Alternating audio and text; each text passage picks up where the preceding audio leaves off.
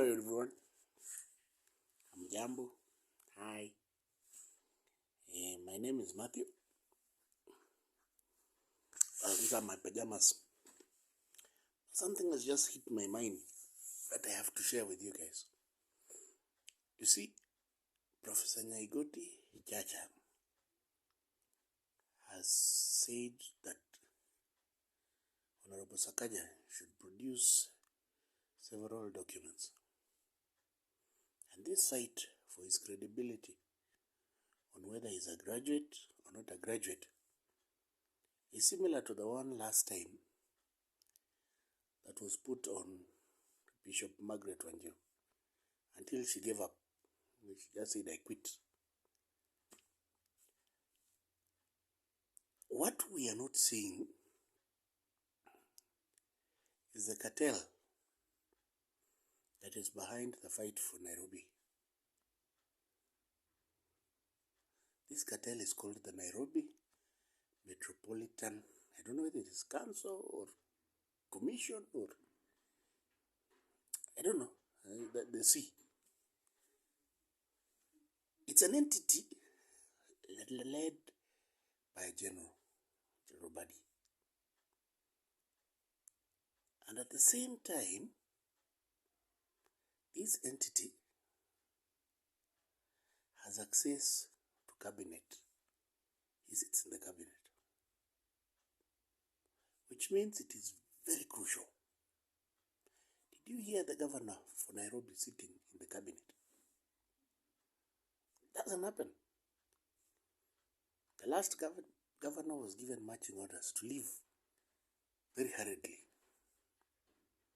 And then the speaker for Nairobi was also sent packing. And following that, the senator for Nairobi is being harassed. This harassment is about land.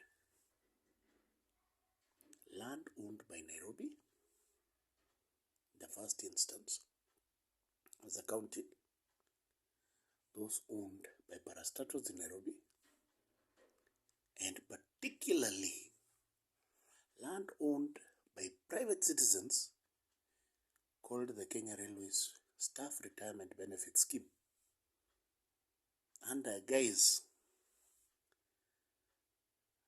that they are part of Kenya Railways. Nothing could be further from the truth.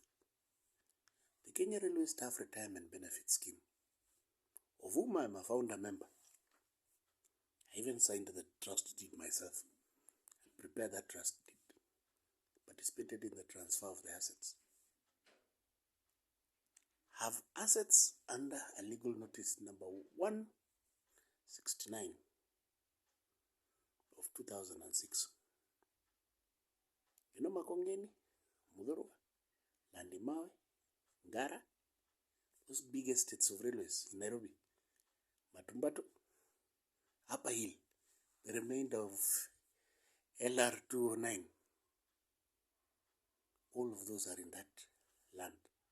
The good sheds, the railway headquarters, a portion of it, all of those are there. And some small other properties that might not really make it to the list as important assets. The city, each time, has looked for an opportunity to take them and create bus parks. If you go to Ngara, they want to put a bus park. If you go to Mudhurwa, there is one already. I nearly forgot, the railway club, they have put a bus park. But if you look at it in the long run, those bus parks are not really the last entity you will find there. This will eventually become privatized land under some new development in the future. So, why is it bothersome? The first problem is that the railway pensioners have not been paid pensions for the last 5 months, yet they are owners of those assets. The railway club, which was taken over by the government and turned into Green Park, has been paid 1.2 billion shillings. After Sakaja, Honorable Sakaja fought for it in Senate very hard.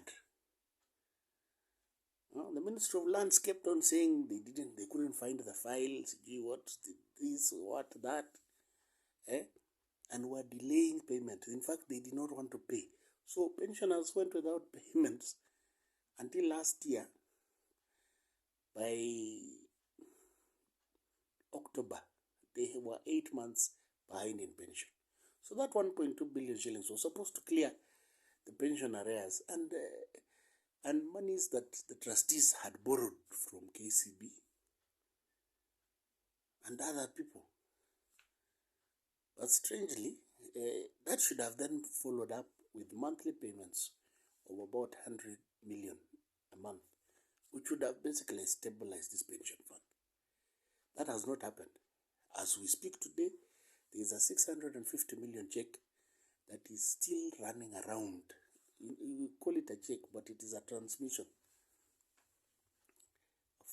going around between shuffling. Pensioners walk into one office, then another, because trustees have completely been overwhelmed. The Kenya Railways Board is not even bothered. Yet, they will always claim that, you see, this liability is our liability. They will always claim that, if the trustees do not pay, the responsibility falls on them and the responsibility falls on Kenya government. Now, 6 months down the line and pensions have not been paid, why haven't they taken over that responsibility? It's just as washing. In fact, what we usually talk about this when we talk about pension schemes, the RBA, the Retirement Benefits Authority, will tell you that there was a company called Macmillan and the shady deals they did with pensioners, not really, but with their Macmillan pensions. And it's a class story which everybody learns when you go to start working in pension industry. This one of ours is a class act. The railways pensioners are suffering, and we're suffering because government has grabbed our land. And some of the stories behind the cartel war fights are those like now, the commission asking for Sakaja's degree. They have never asked for the last 10 years when he has been in the industry, and when he was a chairman of a political party. Nobody ever asked. But now, it is very important that he produces his first application to join a university. His correspondence with his lecturer, whether he wrote a letter, whether he was dating the lecturer as a clando, or whether he was studying with the lecturer, those kind of things. I actually challenge Professor Nyaigoti. You yourself produce for the undergraduate studies that you underwent all those documents, so that when you are saying, Sakaja, look like this one of mine, produce yours. Like this one of mine, produce yours. Then let's see how many of those things you have said in that list you will actually have copies of. You guys stop being ridiculous. This is another point where we are also disenfranchising Kenyans in their decision-making process. If 2,000 people have nominated Sakaja,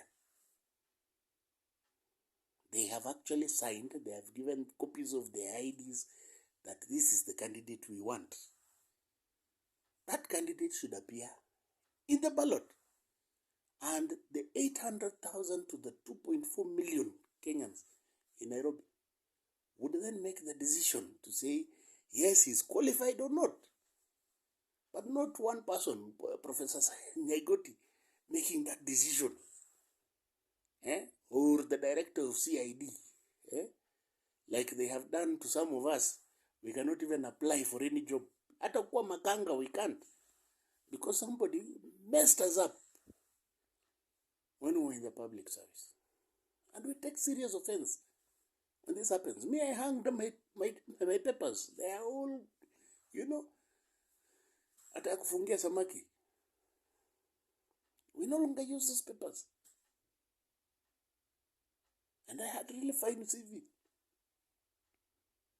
But because you guys play politics and you damage other people's reputations. This pension scheme, the one for railways, you guys pay the pensions. Government release funds and pay pensioners immediately. Pay for the lands that you are taking back. This was a commitment that was bilateral between the Kenya government and the World Bank. In fact, World Bank gave 900 million shillings for pensions for this scheme to be established. It gave another 3.2 billion for people who are being retrenched to go home. And therefore, it has invested 4-point-something billion shillings in that fund. It is ridiculous for that fund to be a shell that cannot operate, that is frustrated, and further, that is being robbed daily by government operatives. Shame on you.